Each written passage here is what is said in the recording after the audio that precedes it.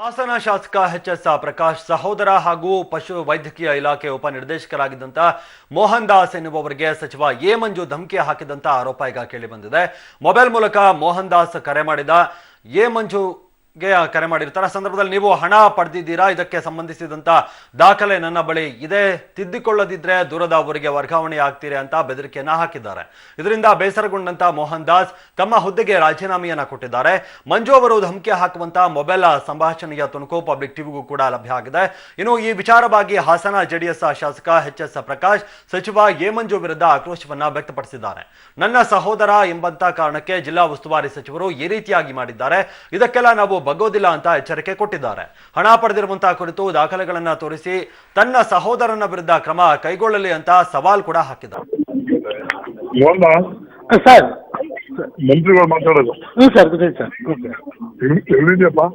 Sir ಇಲ್ಲೇ ಮನೆ ಹತ್ರ ಇದೆ ಸರ್. ಕಾರ್ಯಕ್ರಮಕ್ಕೆ ಬಂದಿದ್ದ? ಸರ್ ಕಾರ್ಯಕ್ರಮಕ್ಕೆ ಬಂದಿದ್ದ? ಹ್ಞೂ ಸರ್ ಬಂದಿದ್ದೆ ಸರ್ ಸರ್.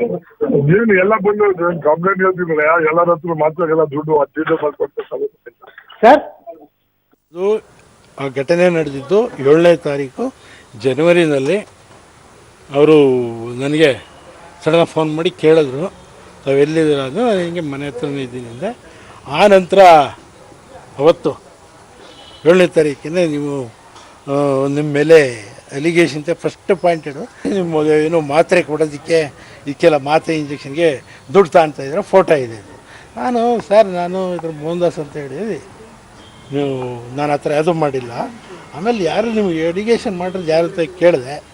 ಅವರು ಅದನ್ನು ನಾನು ಹೇಳ್ಬಿಟ್ಟು ನಾಳೆ ಆರೋಪ ಅದು ಸುಳ್ಳದು, ಬೇಕಾದ್ರೆ ಅವ್ರು ಇವತ್ತು ಬೇಕಾದ್ರೆ ಪ್ರೂವ್ ಮಾಡ್ಬೋದು ನನ್ನ ಮೇಲೆ ಫೋಟೋ ಇದ್ದರೆ.